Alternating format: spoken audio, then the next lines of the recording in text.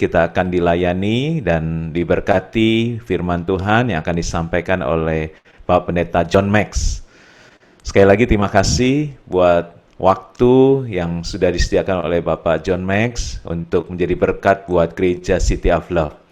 Saya persilahkan Pak John Max bisa menyampaikan firman Tuhan.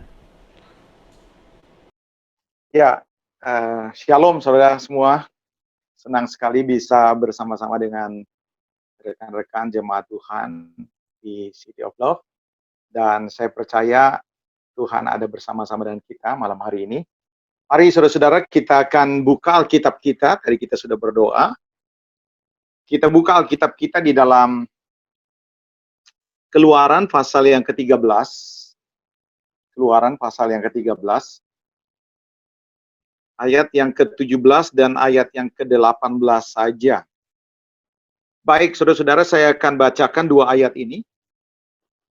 Setelah Firaun membiarkan bangsa itu pergi, Allah tidak menuntun mereka melalui jalan ke negeri orang Filistin. Walaupun jalan itu yang paling dekat. Sebab firman Allah, jangan-jangan bangsa itu menyesal apabila mereka menghadapi peperangan sehingga mereka kembali ke Mesir. Tetapi Allah menuntun bangsa itu berputar melalui jalan di padang gurun menuju ke Laut Teberau. Dengan siap sedia berperang berjalanlah orang Israel dari tanah Mesir. Ya, saudara-saudara kasih, hari ini saya akan sharing Allah sedang men-setting ulang hidup kita di masa pandemi ini untuk the real new normal. Ya, saudara-saudara, kita sedang menjalani new normal, ya, bukan cuma Indonesia, tapi di seluruh dunia sedang melakukan apa yang kita kenal sekarang ini dengan new normal. Kira-kira new normal itu sederhananya kita menjalani kehidupan normal dengan cara yang baru. Apa itu, saudara-saudara? Yaitu berkaitan dengan protokol kesehatan. Ya, saudara-saudara, seperti yang kita sekarang ini harus pergunakan terus, masker, tidak lupa membawa hand sanitizer, menjaga jarak. Ya, saudara-saudara, kalau perlu ada di tempat-tempat tertentu kita harus pakai face shield, dan kita harus jaga badan kita tetap fit. Itu harus kita lakukan menjalani kehidupan yang normal. Nah, saudara-saudara, berkaitan dengan apa yang sedang terjadi, Tuhan ingatkan saya, dan saya percaya Tuhan ingin apa yang ditaruh di dalam hati saya, ini perlu diperdengarkan sebanyak mungkin kepada orang-orang percaya. Dan saya bersyukur, saudara-saudara, saya bisa dapat kesempatan untuk berbagi berkat. Jadi, saudara-saudara, ketika Tuhan membebaskan bangsa Israel, Tuhan berjanji akan membawa bangsa Israel ke negeri perjanjian, ke tanah Kanaan, tanah yang berlimpah susu dan madunya. Itu jelas, saudara-saudara. Nah, saudara-saudara, ternyata ketika Tuhan menyelamatkan bangsa Israel keluar dari Mesir, ternyata Allah membawa bangsa Israel ke satu jalan yang tidak lazim.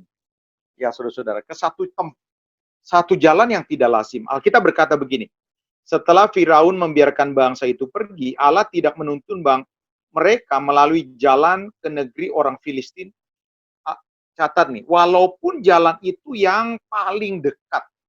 Jadi ternyata, saudara-saudara, ada yang disebut dengan jalan sutra antara Afrika dengan Asia. Ya, saudara-saudara, yaitu jalan yang disebut di sini.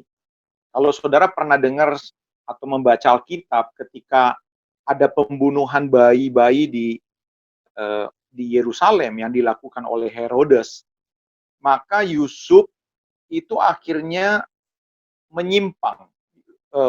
Yusuf akhirnya pergi menyelamatkan diri ke Mesir. Ya, saudara-saudara. Nah, jalan yang ditempuh oleh Yusuf, jalan yang ini. Jadi ada satu jalan yang memang sudah tercipta, itu jalan yang paling dekat, ya saudara-saudara, atau jalan yang utama yang kebiasaan orang menuju dari Mesir menuju tanah perjanjian. Tapi ternyata saudara-saudara, ketika bangsa Israel dikeluarkan oleh Allah menuju tanah perjanjian, ternyata Allah tidak memakai jalan itu. Allah memakai jalan yang tidak lazim. Allah menyimpang membuat bangsa Israel jalan melambat, saudara-saudara. Bahkan bukan cuma melambat, Allah membiarkan bangsa Israel diam. Nah, ini sesuatu yang perlu kita renungkan berkaitan dengan apa yang Tuhan izinkan terjadi dalam hidup kita, bukan cuma untuk umat Tuhan di Indonesia, tapi ini sedang berbicara untuk umat di dunia. Ya, saudara-saudara, umat Tuhan, mempelainya, gerejanya, dibiarkan saudara-saudara mulai dari Maret minggu ketiga, minggu kedua, ya saudara, Tuhan sedang menggoncang dunia sehingga akhirnya ada timbul kebijakan yang mirip hampir semua. Ya saudara-saudara, apa itu ya? Work from home, study from home, lakukan aktivitas from home. Dan kita bukan saja dibuat melambat, kita dibuat diam untuk beberapa bulan. Saudara-saudara, betul-betul kita berada di rumah. Bahkan saudara-saudara, gereja-gereja seperti gereja kita, saudara-saudara di City of Love, saudara-saudara, dan beberapa gereja di luar sana, saudara-saudara, gereja-gereja Niko, sampai sekarang saudara-saudara menerapkan gereja secara online, secara virtual. Ini kita memasuki satu dimensi yang baru, ya saudara-saudara, satu keadaan yang baru di mana kita dibuat melambat. Ada apa, saudara-saudara? Seharusnya sebagai orang percaya kita ini peka, ya saudara-saudara. Nah, kita belajar dari pengalaman bangsa Israel. Nah, ketika Allah mau membawa bangsa Israel ke tanah perjanjian, itu tujuannya jelas, saudara-saudara, yaitu agar bangsa Israel menjadi berkat buat bangsa-bangsa. Kalau saudara perhatikan apa yang akan dibuat oleh Allah kepada Adam di Taman Eden, kalau saudara perhatikan, ketika Allah memberkati laki-laki dan perempuan, Adam dan Hawa, lalu Allah memberitakan, saudara, ingat ini perintah diulang kembali. Allah memerintahkan beranak cuculah dan penuhilah bumi. Padahal Taman Eden, saudara, Taman Eden itu bukan memenuhi bumi. Taman Eden cuma satu lahan yang kita tahu, kita baca di dalam Alkitab, itu ada di dekat Sungai Efrat, ya. Sungai Efrat itu ada di dekat Irak. Tapi ketika Allah memerintahkan penuhilah bumi, itu artinya jelas Allah memiliki satu rencana agar Taman Eden diperluas. Kebaikan, kemaslahatan, kebaikan Allah diperluas memenuhi bumi. Tapi ketika Adam gagal, saudara-saudara, rencana ini tidak diubah. Kalau saudara perhatikan ketika dia berbicara kepada Abraham, maka perintah itu juga diulang. Keturunanmu seperti pasir di tepi laut dan seperti bintang di langit. Dan kamu akan menjadi berkat buat bangsa-bangsa. Nah, saudara-saudara, ketika bangsa Israel keluar dari Mesir, saudara-saudara, tujuannya jelas agar Allah memimpin bangsa ini menjadi berkat. Nah, saudara-saudara, ketika Allah mau membawa bangsa Israel menduduki tanah perjanjian, maka Allah akan menjadi presidennya, Allah akan menjadi pemimpinnya. Kita tahu pada waktu itu belum ada bangsa-bangsa. Saul belum diangkat, Daud belum ada, raja-raja di Israel belum ada. Yang ada adalah bahwa Allah lah yang memimpin bangsa Israel. Nah, saudara-saudara, ketika Allah ingin membawa bangsa Israel di mana Allah akan jadi pemimpin, dan kita tahu, saudara-saudara, Allah ingin bangsa Israel mengelola tanah Kanaan. Tanah yang berlimpah susu dan madunya, saudara-saudara, perlu dikelola. Alkitab dengan jelas juga mengatakan bahwa tanah perjanjian bukanlah tanah kosong. Ya, Alkitab berkata bahwa tanah tempat di mana bangsa Israel akan memerintah itu terdiri dari bangsa-bangsa. Alkitab dengan jelas mengatakan bangsa-bangsa raksasa. Di situ ada orang-orang keturunan raksasa. Itu maksudnya orang-orang yang tinggi-tinggi, rata-rata di atas rata-rata orang-orang Israel. Rata-rata antara 2 meter, 2,5 meter, saudara-saudara. Dan mereka adalah orang-orang yang biasa berperang. Kota-kota mereka adalah kota-kota yang berkubu, saudara-saudara. Di mana mereka biasa berperang. Nah, ketika Allah memiliki tujuan, Allah yang besar, Allah yang dahsyat, Allah yang kudus, Allah yang sempurna akan memimpin bangsa Israel untuk mengelola tanah perjanjian menjadi berkat buat bangsa-bangsa, untuk menghancurkan bangsa-bangsa yang tidak mengenal Allah. Allah menilai. Nah, saudara-saudara lihat ya. Dari sini saya akan membawa saudara untuk memahami kenapa Tuhan izinkan kita ini beberapa bulan ke depan, ya, dari beberapa bulan yang lewat dan beberapa bulan ke depan kita tidak tahu, kita dibiarkan Tuhan melambat. Supaya setiap saudara yang mendengar firman Tuhan pada malam hari ini betul-betul sadar apa yang Tuhan sedang kerjakan. Nah, saudara-saudara, ketika Allah lihat bahwa tugas untuk menjadi berkat bagi bangsa-bangsa ini tidak mudah, untuk mengelola tanah yang berlimpah susu dan madunya ini tidak mudah, untuk berdampingan dengan Allah sendiri sebagai pribadi yang maha kudus, Allah yang dahsyat, Allah yang maha bijaksana, Allah menilai bangsa Israel ini belum siap. Makanya saudara-saudara, Allah membawa bangsa Israel menyimpang, saudara-saudara. Untuk apa, saudara-saudara?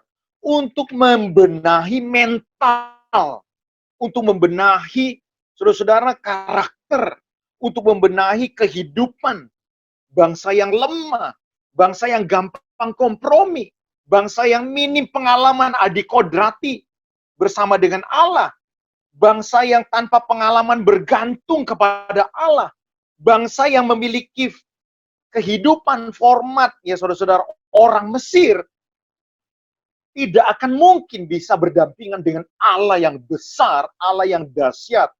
Tidak akan mungkin bisa mengalahkan bangsa-bangsa yang biasa berperang. Saudara-saudara, kalau saudara telusuri, kalau saudara biasa baca Alkitab, dan saudara memasuki satu cerita tentang 12 pengintai, maka saudara akan melihat, saudara-saudara, ketika 12 pengintai ini kembali, maka terpecah dua kubu. 10 orang pengintai dengan 2 orang pengintai. 2 orang ini Yosua dan Kaleb. Alkitab dengan jelas mengatakan, kalau saudara baca di dalam Bilangan, maka ketika mereka menghampiri Musa, mereka berkata, tidak akan mungkin kita bisa masuk. Tidak akan mungkin kita bisa mengelola. Tidak akan mungkin kita bisa mengalahkan bangsa-bangsa di tempat ini. Buat apa kita jauh-jauh keluar dari Mesir, harus mati berhadapan dengan peperangan. Dan mereka akhirnya, saudara-saudara, membuat tawar seluruh bangsa Israel. Ini salah satu contoh saja. Dan Alkitab dengan jelas, begitu banyak persungutan yang saudara-saudara yang dilakukan oleh bangsa Israel sepanjang mereka ada di padang gurun. Makanya saudara-saudara, Allah perlu melatih bangsa Israel dan membiarkan mereka menyimpang, berjalan lambat, bahkan diam. Allah memberikan 10 hukum Taurat. Allah mengajarkan bagaimana berdampingan dengan Allah yang kudus. Allah mengajarkan bagaimana mereka berperilaku. Allah mengajar bagaimana cara mereka makan, bagaimana cara mereka memberikan persembahan. Allah mengajar cara mereka berdampingan dengan sesama. Allah mengajar bagaimana cara mereka hidup di dalam kebenaran. Dan itu berulang-ulang, saudara-saudara. Berulang-ulang. Bahkan sampai 40 tahun. Kalau saudara lihat, tidak ada satu bangsa yang memiliki tradisi, ya saudara-saudara, yang umurnya lebih dari 1000 tahun, lebih dari 2000 tahun, bahkan lebih dari 3000 tahun, saudara-saudara, selain satu bangsa ini, yaitu bangsa Israel. Apa yang dilihat sekarang yang dilakukan oleh bangsa Israel, itu tidak begitu banyak berubah dengan apa yang Tuhan nyatakan, Tuhan ajarkan selama mereka ada di padang gurun. Kenapa saudara-saudara mereka akhirnya memiliki kebiasaan yang mendarah daging ini? Karena Allah mengajar, Allah meriset, Allah mengajar bangsa Israel berulang-ulang. Dan ini pengalaman saudara-saudara yang Tuhan sedang ajarkan kepada kita. Nah, coba kita buka di dalam Ulangan pasal yang ke-8. Lihat Ulangan 8 ayat yang pertama. Segenap perintah yang kusampaikan kepadamu pada hari ini, haruslah kamu lakukan dengan setia, supaya kamu hidup dan bertambah banyak, dan kamu memasuki serta menduduki negeri yang dijanjikan Tuhan dengan sumpah kepada nenek moyangmu. Ingatlah kepada seluruh perjalanan yang kau lakukan atas kehendak Tuhan, Allahmu di padang gurun selama 40 tahun ini dengan maksud merendahkan hatimu dan mencobai engkau untuk mengetahui apa yang ada dalam hatimu, yakni apakah engkau berpegang pada perintahnya atau tidak. Jadi, ia sengaja merendahkan hatimu, membiarkan engkau sengaja lapar, dan memberi engkau makan mana yang tidak kau kenal dan yang juga tidak dikenal oleh nenek moyangmu, untuk membuat engkau mengerti bahwa manusia hidup bukan dari roti saja, bukan dari bekerja, bukan dengan kekuatannya saja, tetapi manusia hidup dari segala yang diucapkan Tuhan. Pakaianmu tidaklah menjadi buruk di tubuhmu, dan kakimu tidak menjadi bengkak selama 40 tahun ini. Maka haruslah engkau insaf bahwa Tuhan Allahmu sedang mengajari engkau seperti seorang mengajari anaknya. Saudara garis bawahi. Ini saya akan simpulkan bagian yang pertama ini. Jadi Tuhan ternyata tidak buru-buru membawa bangsa Israel ke tanah perjanjian. Tapi dia membiarkan dia menyimpang, saudara-saudara, berjalan lambat, bahkan diam selama 40 tahun. Kenapa, saudara-saudara? Karena bangsa Israel belum siap berdampingan dengan Allah yang hebat, dengan Allah yang kudus, dengan Allah yang luar biasa. Untuk apa? Untuk memerintah tanah perjanjian menjadi berkat buat bangsa-bangsa. Itu sebabnya Allah ajar bangsa Israel. Tapi saudara-saudara lihat, coba kita bersama-sama. Apakah semua orang akhirnya ketika diajar selama beberapa momen ini, akhirnya mereka bisa diajar, mau diajar, dan akhirnya semuanya siap untuk memerintah, masuk dalam tanah perjanjian? Ternyata tidak. Coba kita bersama-sama buka 1 Korintus pasal yang ke-10, ayat yang pertama. Aku mau supaya kamu mengetahui, saudara-saudara, bahwa nenek moyang kita semua berada di bawah perlindungan awan, dan bahwa mereka semua telah melintasi laut. Untuk menjadi pengikut Musa, mereka semua telah dibaptis dalam awan dan dalam laut. Mereka semua makan makanan rohani yang sama, dan mereka minum minuman rohani yang sama. Ayat 5. Tetapi sungguh pun demikian, lihat saudara-saudara, Allah tidak berkenan kepada bagian yang terbesar daripada mereka, karena mereka ditewaskan di padang gurun. 6. Semuanya ini telah terjadi sebagai contoh bagi siapa? Bagi kita, untuk memperingatkan kita supaya jangan kita menginginkan hal-hal yang jahat seperti yang telah mereka perbuat. Ayat yang ke-11. Semuanya ini telah menimpa mereka sebagai contoh dan dituliskan untuk menjadi peringatan bagi kita. Kita ini jelas sekarang. Bagi kita yang hidup pada waktu di mana zaman akhir telah tiba. Jadi ternyata saudara-saudara, ketika Allah membiarkan mereka menyimpang untuk membiasakan diri berdampingan dengan Allah, karena mereka perlu biasa berdampingan dengan kekudusan, berdampingan dengan kehendak Allah, berdampingan dengan apa yang Tuhan mau. Mereka perlu diajar. Nah, untuk mengajar mengubah karakter, tidak bisa sebentar.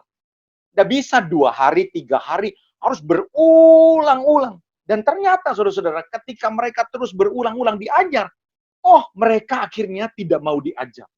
Mereka tidak mempergunakan kesempatan untuk bisa memiliki karakter mental, pola hidup seperti yang Tuhan mau.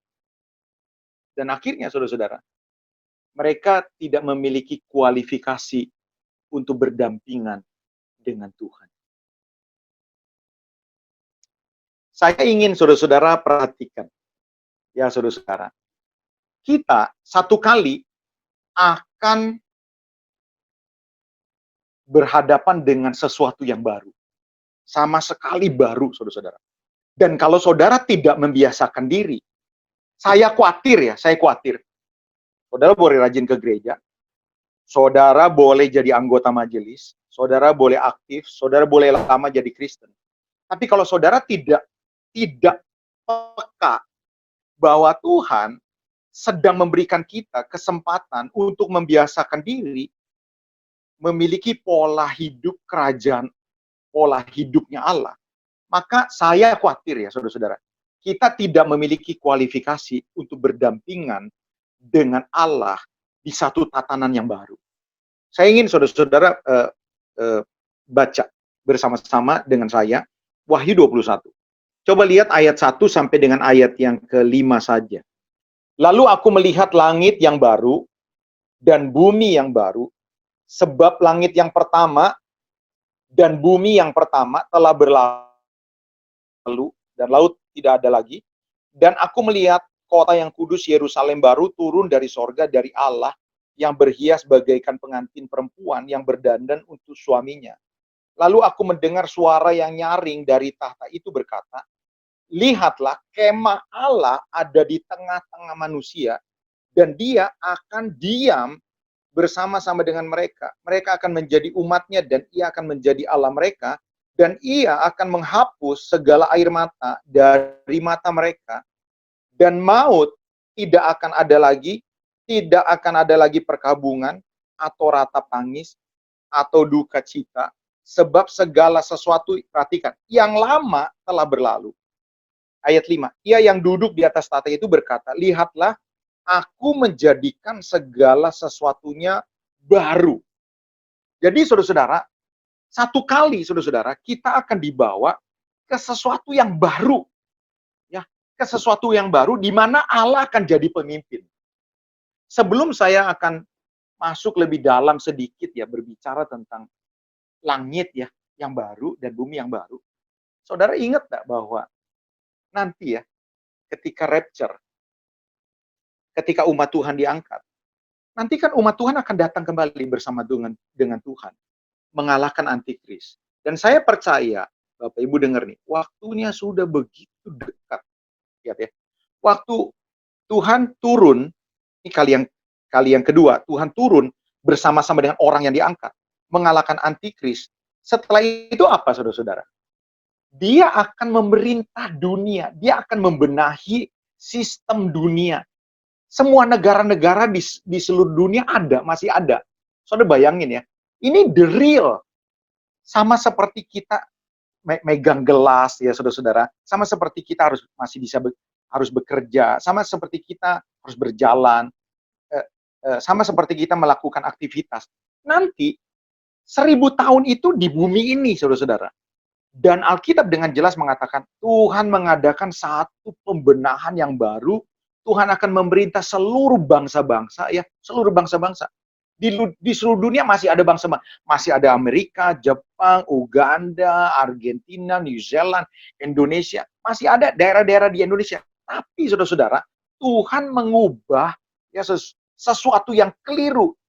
Tuhan mengajar bagaimana memperlihatkan keadilan dan kemakmuran, kesejahteraan, mengatur sistem ya, mengatur cuaca, mengatur alam seperti apa, mengatur tatanan perekonomian saudara-saudara, memerintah bangsa-bangsa itu di dunia ini 1000 tahun, bukan saudara-saudara seumur kita. Umur kita begitu pendek saudara-saudara. Masih ingat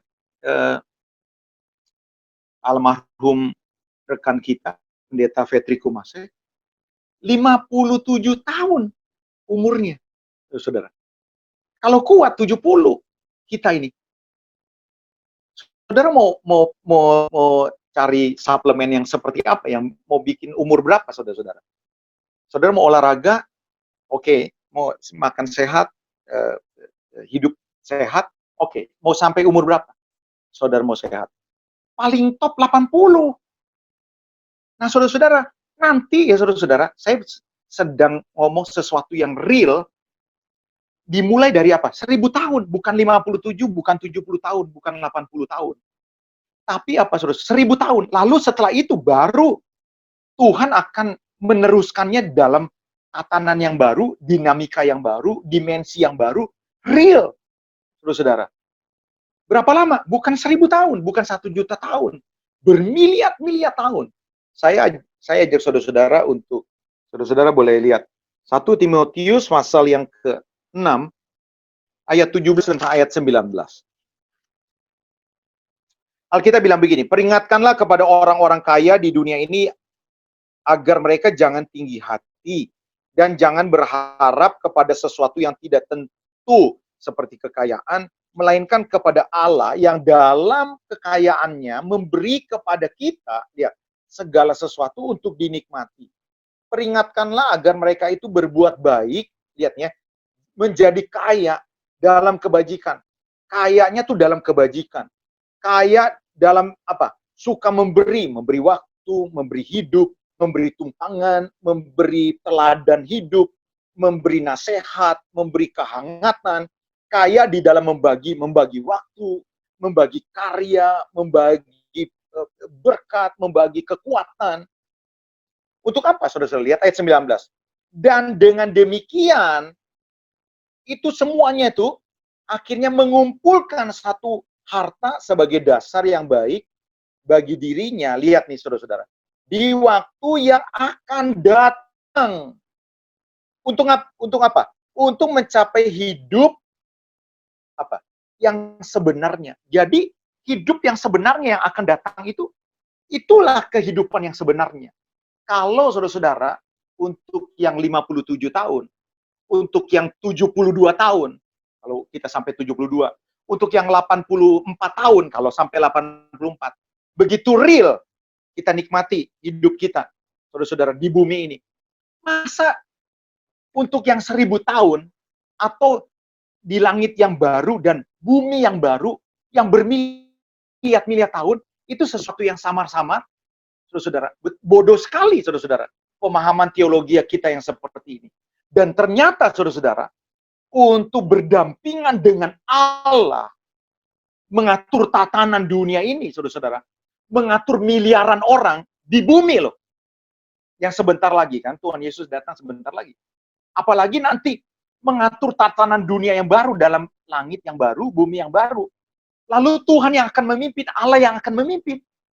Dia akan memilih orang-orang yang memiliki kualifikasi tertentu. Allah tahu nih kualifikasi yang seperti apa yang pas untuk berdampingan dengan dirinya. Makanya saudara-saudara, keluarnya bangsa Israel menuju tanah perjanjian di mana Allah akan memerintah, menjadikan bangsa Israel menjadi bangsa-bangsa. Allah perlu mengajar mereka bahkan sampai 40 tahun supaya terjadi kebiasaan-kebiasaan hidup bersama dengan Allah. Dan peristiwa itu, saudara-saudara, dijadikan contoh untuk kita. Makanya, saudara-saudara, saya percaya ya, saudara-saudara, kenapa Tuhan selama hampir 3 bulan, 4 bulan ini, dia membawa kita jalan melambat. Bukan cuma di Indonesia. Saudara-saudara, bukan cuma di Indonesia. Februari ya, saudara-saudara, saya khotbah di City of Love. Saya sudah singgung COVID. Di mana orang-orang belum khotbahin tentang COVID, saya sudah singgung. Saudara-saudara. Dan saya pernah berkata, bahwa satu kali, apa yang terjadi COVID ini bisa akan menggoncang seluruh dunia. Dan di salah satu tempat, ya saudara-saudara, saya berkata, kadang-kadang saudara-saudara, kita ini lebih membanggakan gereja kita, lebih membanggakan siapa gembala kita, lebih membanggakan liturgi kita, lebih membanggakan praise and worship-nya kita, lebih membanggakan doktrinnya kita, lebih membanggakan gaya gerejanya kita, lebih daripada Tuhan. Beberapa hamba-hamba Tuhan, waduh, lebih membanggakan dia punya prestasi, jadwal pelayanan yang padat. Dan akhirnya, saudara-saudara, Tuhan goncang semua. Dan beberapa gereja sekarang berdebu Ya saudara-saudara, beberapa alat musik tidak bisa dipakai. Seluruh pelayanan di-cancel, saudara-saudara. Dan ini bukan terjadi cuma di Indonesia, di seluruh dunia. Apakah ini kebetulan? Kalau saudara merasa, ini kebetulan, sama kayak flu Spanyol. Dengar saudara-saudara, 100 tahun yang lalu, itu tanda-tanda kedatangan Tuhan belum digenapi. Sekarang saudara-saudara, semua tanda-tanda kedatangan Tuhan sudah digenapi. Tuhan sedang membuat kita melambat. Saya percaya, dia sedang men-setting ulang. Dia sedang berkata begini, nah, biasakan hidup dengan polanya aku. Biasakan hidup dengan pola kerajaan Allah. Kenapa Tuhan waktu diminta, Tuhan ajar kami berdoa, lalu Tuhan ngomong begini, kalau kamu berdoa, berdoalah begini, Bapa kami yang ada di dalam sorga, dan seterusnya. Lalu ada perkataan begini, jadilah kehendakmu di bumi ini seperti apa, saudara-saudara? Seperti di sorga. Jadi yang di sorga itu biar jadi terbiasa di bumi ini. Kita memang tidak terbiasa pakai masker. Saudara-saudara, saya beberapa kali khotbah di gereja yang sudah offline. Saya kalau mau lap keringat mentok ke face shield, cetak nggak biasa. Mau apa, mentok terus karena tidak terbiasa. Saya tanya sama saudara-saudara, sudah mulai terbiasa pakai masker enggak? Mungkin ada beberapa saudara yang sudah terbiasa. Kalau saya masih agak belum, walaupun saya mendisiplinkan diri. Saya mendisiplinkan diri. Sebagai hamba Tuhan, saya mengandalkan Tuhan tetap. Tapi saya pakai masker. Hand sanitizer enggak pernah lupa. Saya selalu ingetin ya anak saya kalau misalnya dia mau keluar rumah atau apa, istri saya, selalu saya ingetin. Tapi tetap itu belum terbiasa. Tapi saudara-saudara, saya percaya nih, kalau pandemi ini tidak selesai di tahun 2020, dan kalau pandemi ini berlanjut ke 2021, karena PBB udah kasih tahu ya, dia meragukan vaksinnya Rusia, karena belum lama ya, kira-kira 3 hari yang lalu, PBB mendeklarasikan percaya bahwa vaksin yang sebenarnya itu tidak akan muncul di tahun 2020. Bahkan pertengahan 2021. Kita doakan ya, kita doakan. Ini statement kan bisa salah. Tapi saudara-saudara, kalau ini statement benar, berarti pandemi akan bisa berjalan. Saya percaya, satu kali kita akan terbiasa dengan masker. Saya kasih contoh ya, 25 tahun yang lalu, kurang lebih ya, orang itu belum terbiasa pakai safety belt. 25 tahun yang lalu, orang tidak terbiasa pakai safety belt. Tapi akhirnya harus. Kenapa, saudara-saudara? Takut polisi. Di rumah nggak pakai. Tapi di jalanan ada polisi udah pakai. Tapi sekarang, orang naik mobil, tidak akan enak kalau tidak pakai safety belt. Tapi tentu, saudara-saudara, orang pakai safety belt, itu bukan karena takut ditilang. Tapi karena kegunaannya.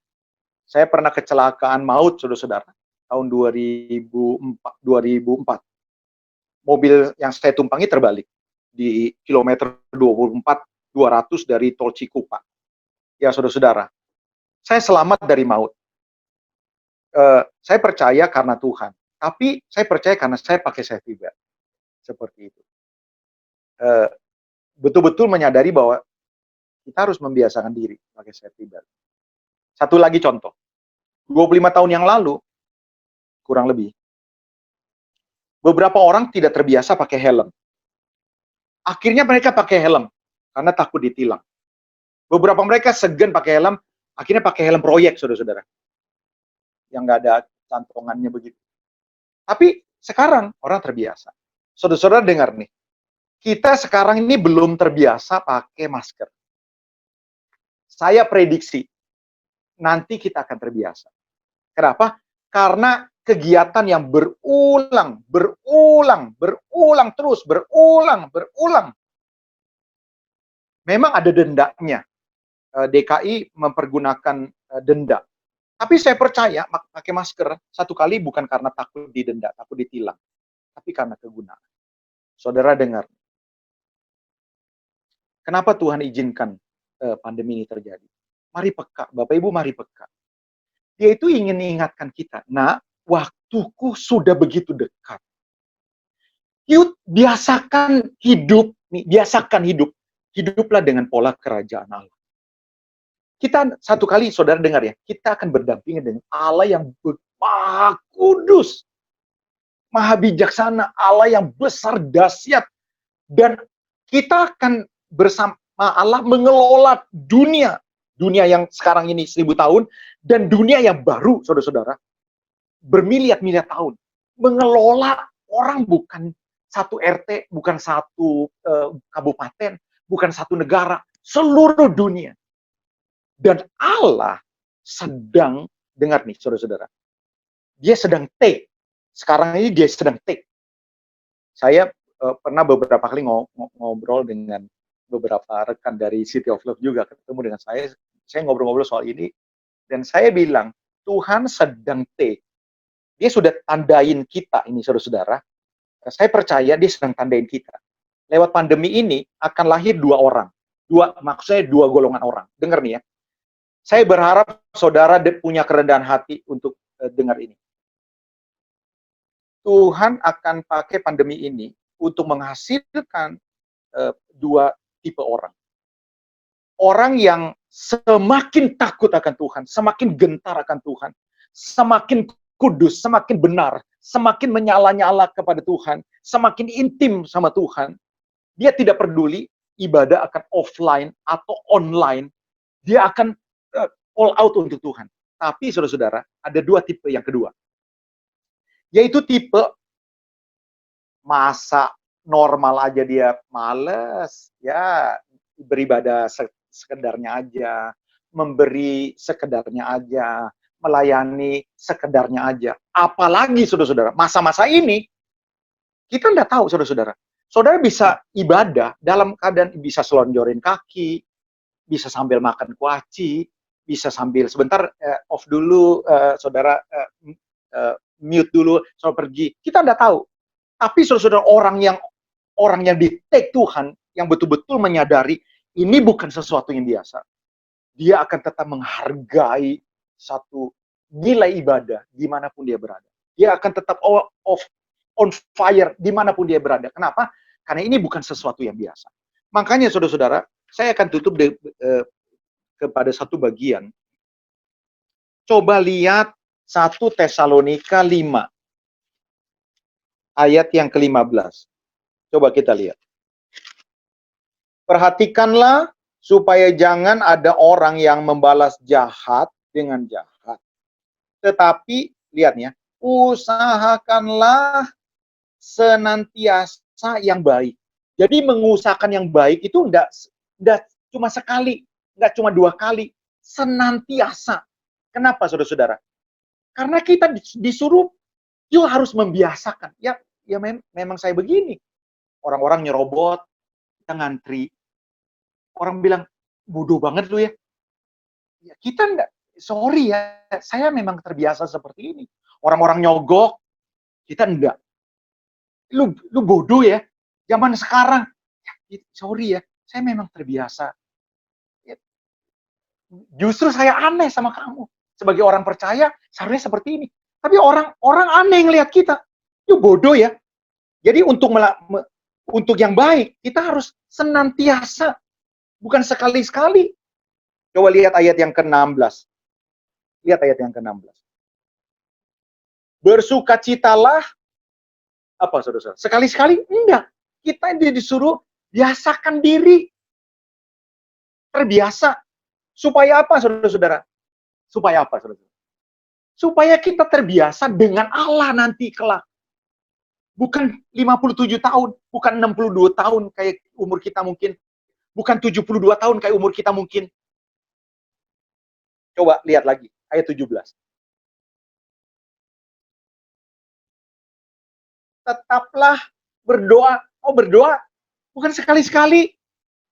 Bukan dihimbau-himbau, ayo dong. Nah, tetap bangun keintiman, baca Alkitab, harus tetap. Lalu ayat 18, mengucap syukurlah dalam apa? Segala hal. Maksudnya apa? Kita dibiasakan. Kenapa bangsa Israel keluar dari Mesir harus dibawa Tuhan melambat dulu? Lama lagi 40 tahun. Supaya terbiasa mereka berjalan dengan pribadi yang maha kudus, pribadi yang teratur, pribadi yang benar. Dan itu tidak mudah. Buktinya apa? 1 Korintus 10. Dan mereka gagal. Bapak Ibu Saudara-saudara, kalau saudara memandang pandemi ini sesuatu yang ya kita kayak time out, lalu ketika normal, kita kembali ke titik awal sebelum pandemi. Saudara rugi. Seharusnya saudara-saudara, ini adalah momentum di mana kita ini sedang diingatkan Tuhan. Nah, aku sedang meriset kau, nak. Untuk apa? Untuk berjalan seperti pola kerajaan Allah. 1 Korintus 3 ayat 9 dikatakan, kita ini kawan sekerja Allah. Kalau saudara baca di dalam Matius, itu ada sering perumpamaan, hal kerajaan sorga sama seperti seorang bos mau pergi ke luar negeri, lalu ngapain? Mempercayakan hartanya kepada hamba-hambanya. Kira-kira saudara-saudara, kalau seorang bos cari pegawai, cari partner yang seperti apa? Partner yang berpengalaman. Kalau kita tidak terbiasa kudus dari sekarang, tidak terbiasa mengampuni dari sekarang, kalau kita tidak terbiasa hidup benar, tidak terbiasa baik, tidak terbiasa berkorban, tidak terbiasa memperhatikan hamba-hamba Tuhan, ladang-ladang misi, kita tidak biasa. Ya sekali-sekali lah, saudara dengar. Sekali-sekali itu tidak akan membentuk karakter. Saya berharap saudara-saudara, renungan malam hari ini boleh menuntun kita bahwa ini pandemi bukan kebetulan. Mau spekulasi apapun ya. Oh ini pandemi datang dari setan. Oh ini pandemi dibuat oleh orang. Whatever. Saudara-saudara, mari percayalah Roma 8 ayat 28. Tuhan itu turut bekerja dalam spekulasi apapun. Untuk apa? Untuk menuntun kita, mengingatkan kita. Nah, waktumu sebentar. Biasakanlah hidup dengan polanya aku, pola kerajaan Allah. Supaya apa? Supaya engkau memiliki kualifikasi untuk bersama-sama dengan aku di dalam kekekalan. Amin. Mari saudara-saudara kita tundukkan kepala. Kita mau berdoa. Bapa di dalam sorga, terima kasih untuk malam hari ini. Hamba-Mu percaya ini malam yang diberkati Tuhan. Siapapun yang mendengar suara kebenaran malam hari ini, hamba-Mu percaya Tuhan, mereka bukan orang yang kebetulan.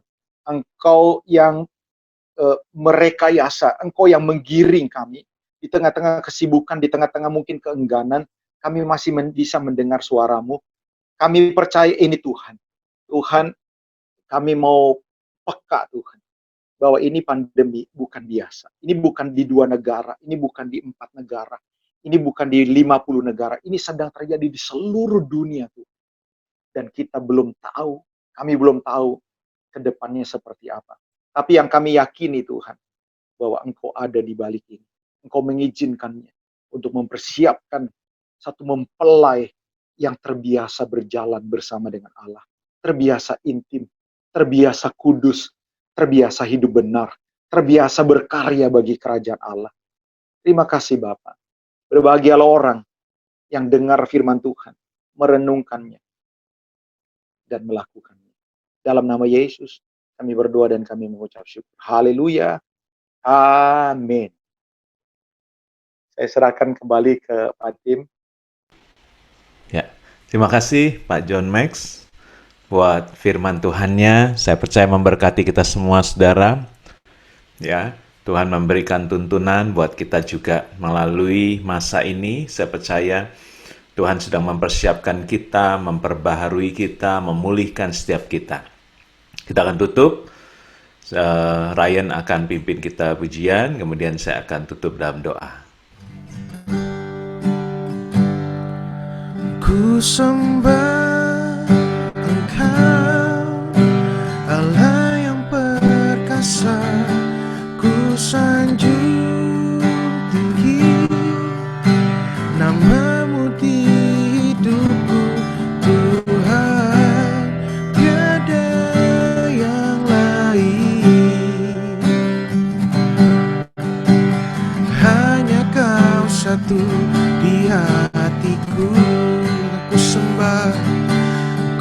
sembah Engkau, Allah yang perkasa.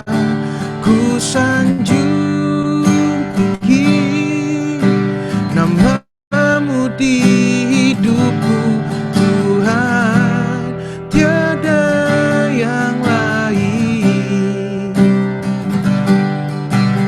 Hanya Kau satu di hatiku, Tuhan, tiada yang lain. Hanya Kau satu di hatiku.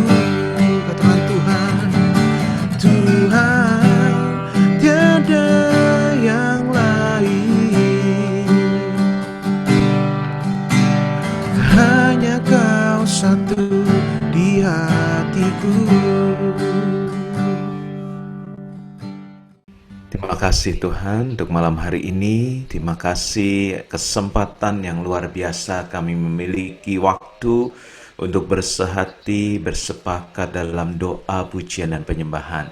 Kami juga boleh menerima berkat firman Tuhan, sehingga firman Tuhan menjadi tuntunan, menjadi satu bimbingan Tuhan dalam kehidupan setiap kami di masa ini Tuhan.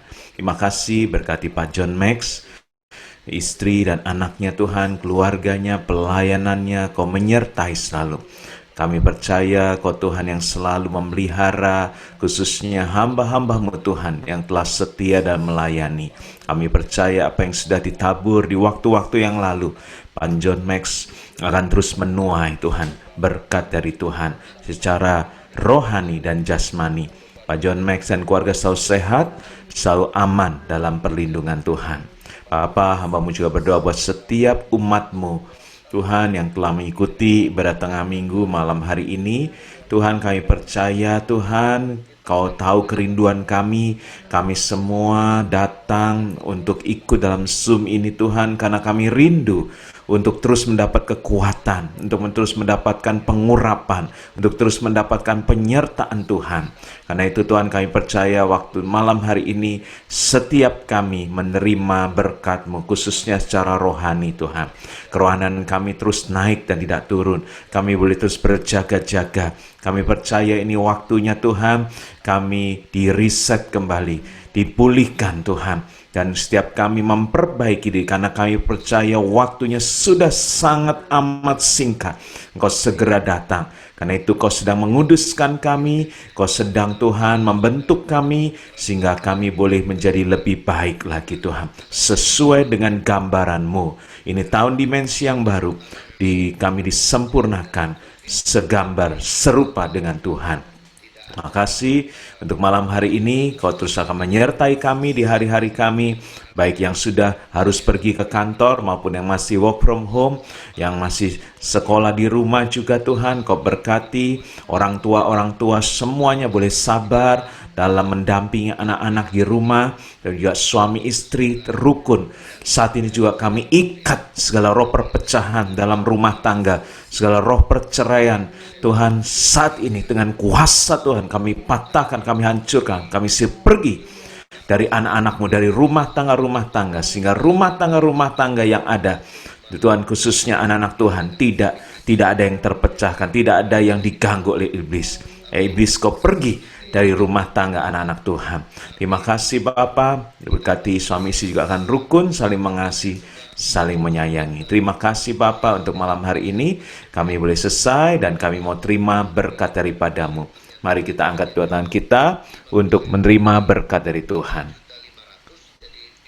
Terimalah berkat, kasih kami berlimpah-limpah dari Allah Bapa, di dalam anak yang tunggal Tuhan Yesus Kristus, serta bersama dengan Roh Kudus, menyertai kita semua mulai hari ini, mulai saat ini, sampai Tuhan Yesus menjemput kita semua di awan permai, bahkan untuk selama-lamanya.